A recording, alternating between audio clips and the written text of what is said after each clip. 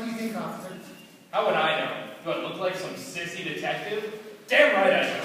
You got a drunk beneath dressing, or some pimply-faced teen delinquent in need of an object lesson in civics. I'm your guy. But for murders? Hell, if there aren't any drunks or vagrants nearby to pin on and then passed upstairs. Now, the chief was real clear about this one. He looks at me and says, "Sam," he says, he said to me once, "If you ever come across anyone that someone might actually care about, don't ever touch them. No hitting anyone, no shooting bystanders, even if they're running away. Just take pictures." He was real clear on that point. Just pass it upstairs to the college boys if you want to do something. Just take those pictures. Detectives, they love those pictures. So I did it. And now, I need another beer. And it is a fortuitous thing you did, officer. For that is what I needed to solve this heinous crime. Yeah, right. Whatever you did. Mr. Fielder, if I may. If I might have your attention, please. Hey, Iggy's up there. No! Hey again. We find hats big enough to fit that giant melon. You see what it's like?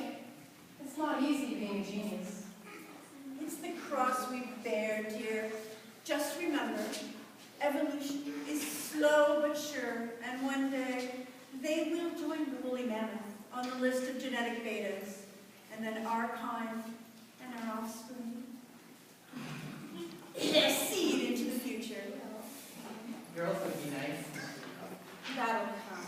Carry on.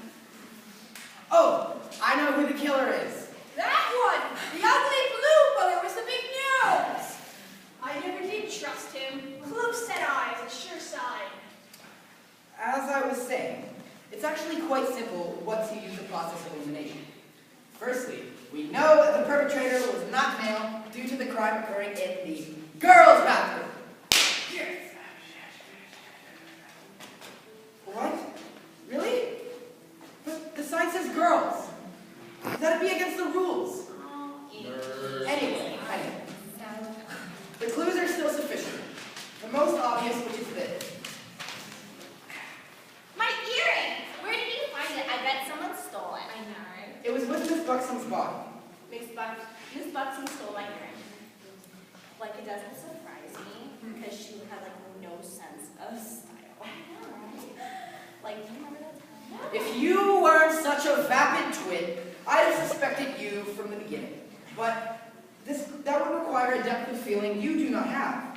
No, this crime involved a motivation involved a deeper motivation, and Miss Buxton provided plenty.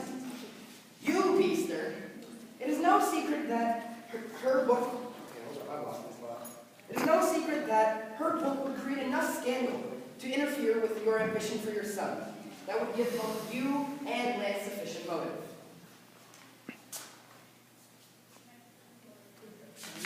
Not likely, dweeb. You kill Lance. Careful, boy. I've got a lawyer on speed dial. I'm not afraid to call him. Oh, don't worry, ma'am. I'm sure you know that in a few years' time, her revelations would be small potatoes. At most, it would make buying votes for your son a little more expensive. As for Lance, and all this posturing like a constipated peacock, I don't think he had the guts. Damn right. Wait a minute, I got guts. Yeah, right. Also, there is the small matter of the orange drugs planted at the scene being Mr. Wafflebottom's antipsychotic medication. Only faculty and staff have access to them. That rules out Glow. And while you might have had a motive over your grades, it's not really much of a motive. And you wouldn't be able to get Mr. Wafflebottom's prescription. No. And as far as I know you, Mr. Fielder, had no motive. That leaves 4 possible murders. He's doing very well, isn't he? I still say it's the blue boogers. Yeah, you, the jig's up, you little snot. You, Professor Wafflebottom, are in a similar position to Beaster. And as much as her book didn't really matter in the long run, it's not as if the quality of the education really matters to the parents who stored their high-house progeny here long enough to either marry them off or place them in executive positions where they can't really do any harm. No, and for that reason, you have nothing to gain by killing her. And since your only interest seems to be protecting Professor Wafflebottom, you could just ignore Miss Buxom and go back to handing out pills and chasing away hallucinations with a stick. That leaves two. You talk about me, you scrawny little twerp. You better not. I see a whole lot of push-ups in your future brain box. I'll be having you working out so long.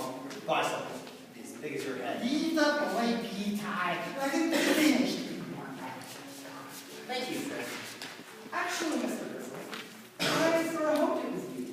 After all, you had some very compelling and understandable reasons for wanting Miss Buxom dead. An unhappy love affair, ended by her betrayal. You must have been truly enraged and humiliated by her public revelations of your sort of, shall we say, less than struggly hobbies. But, I am right in thinking that I have already graduated. Oh, that you have. Well, to be honest with you, you are such a puffed up ass that I really wanted you to have done it, so that they'd throw your testosterone-inflated butt in jail. Sadly, you didn't do it. The fact that Miss Buxom appears to have been strangled does indicate a rather large and powerful attacker, but the presence of a footprint, freshly imprinted in the spilled powder, indicates a woman. And while you may share the fashion taste of the attacker, although I hear you favor something more in a red sequin pump, I don't see you squeezing those into lady-sized gates. Ty, you do have rather large feet. That would be like trying to shove 10 pounds of stuffing up a 4-pound chicken's butt. Now he's got little feet. Yeah, you cheeky little bugger, I see you! I'm really sorry, but Miss Moonglow, am I right in saying that you wear lady size 8? You're close. 7.5, actually. But 8, surely you know, a rather common shoe size is not enough to convict someone of this terrible crime. I wish that was all, ma'am. This was clearly a thoroughly planned and premeditated act. The order pills, the note. Someone knew Miss Buxom was going to be in that bathroom at that time and would be ill enough that she couldn't defend herself. And? What was in the snack you served her, Miss Moonglow? I personally can think of a number of things guaranteed to send someone on the report. Ipecac, actually. Not that it would really harm her. Just make her royally queasy. Oh, Iggy, I am so proud of you. Right on all counts, I knew you could do it. I've told you how smart he is. Yeah, but why, Lillian?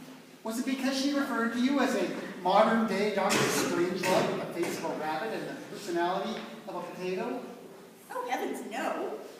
Certainly, she was a lovely little minx with the morality of an alley cat. But the world is full of those. No, I did it for the children. You'll wait for me, won't you? Oh, Lil, I promise that so long as you're in jail, I'll avoid the affections of any and all chemically mad scientists, even if their eyes do look in 2 different directions. Oh, Ty, you're such a dear. Officer Forbes? In a minute. Let me finish my drink. Okay, man. Let's go. Do you think they'll let me keep my lab coat? Then they'll give you a brand new one. Really? Oh yeah, with long sleeves. That'll be nice. You know you're really rather terribly strong and primal. Have you ever considered being the next progenitor of humanity's next evolutionary step? Oh yeah, every day.